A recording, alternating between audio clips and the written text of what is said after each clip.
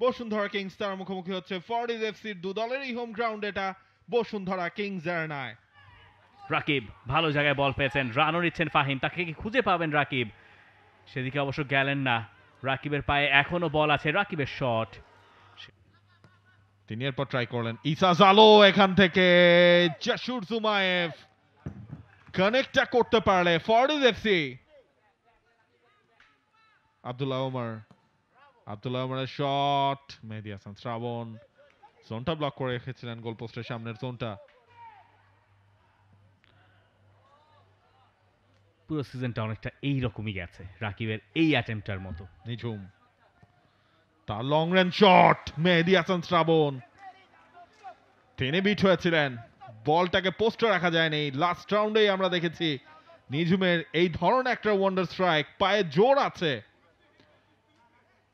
হর হামেশা shot করতে পারেন। Right ফুটের এই শটটা দেখুন, যেতে পারে।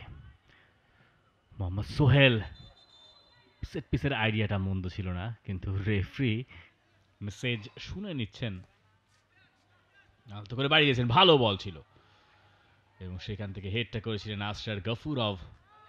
ভালো অ্যাটেম্পট, আর শীর্ষ মানের বুট দিয়ে খেলছেন, তাদের এক একটা বুট জোড়ার দাম বেশ, সেই আলোচনায় পরে আসছি, কারণ এইখানে একটা লড়াই চলছে, যে লড়াইয়ে শেষ পর্যন্ত হয়তো লোয়ার ডিভিশনে সেই সিস্টেম বাংলাদেশে খুব তড়িৎ হবে না, সেই আলোচনায় পরে আসছি। ফাহিম ঢুকে পড়েছেন, ভালো কাটব্যাক, সেখান থেকে গফুরভ, ম্যাচের সেরা সুযোগ সরাসরি গোলকিপারের কাছে।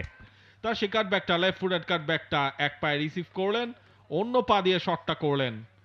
আমার বাবু সরাসরি ঠিক একই রকম চেষ্টা করেছিলেন, কিন্তু প্রতিদিন একই ঘটনা ঘটে না, কিন্তু গোল সেখান থেকে আসতেই পারে।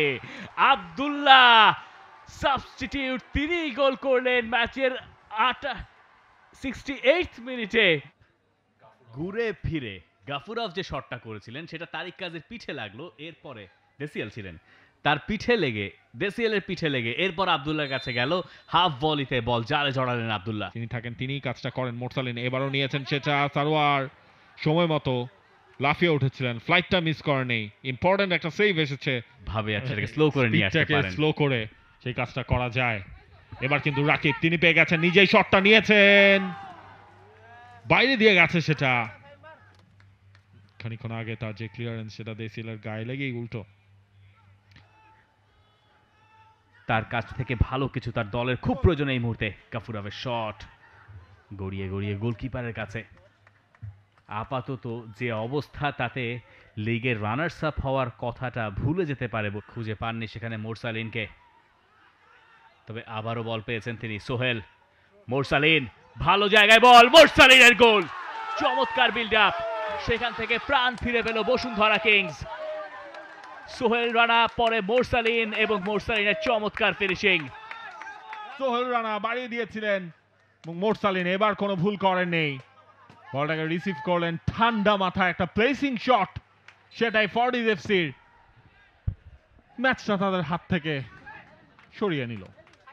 এপাশ ওপাশ করে এরপরে ফাহিমকে খুঁজে নিয়েছেন, ভালো জায়গায় সোহেল রানা, পায়ের শটটা স্লাইস করে উঠিয়ে দিয়েছিলেন আব্দুল্লাহ। এবার তিনি ইনসাইডে ঢুকেছেন, ওমর বাবু, শ্রাবণ সেটা ঠেকিয়েছেন, এখনো পুরোপুরি বিপদ মুক্ত নয়, তারপরে গোল লাইনের সামনে থেকে গিয়ে তারিক কাজীকে একটা বাধা তৈরি করতে হলো, যে কারণে আব্দুল্লাহ দ্বিতীয় গোলের দেখাটা পেলেন। এখান দিয়ে ভিতরে ঢুকছিলেন, তখন যে ক্রসটা এলো সেটা সবাইকে ফাঁকি দিয়ে গেল, পরে শ্রাবণ সেটা সেভ করেছিলেন, নিঝুমের হেডার, শ্রাবণ সেটা ধরতে পারেননি, দাসিয়েলের সঙ্গে বোঝাপড়ার অভাব।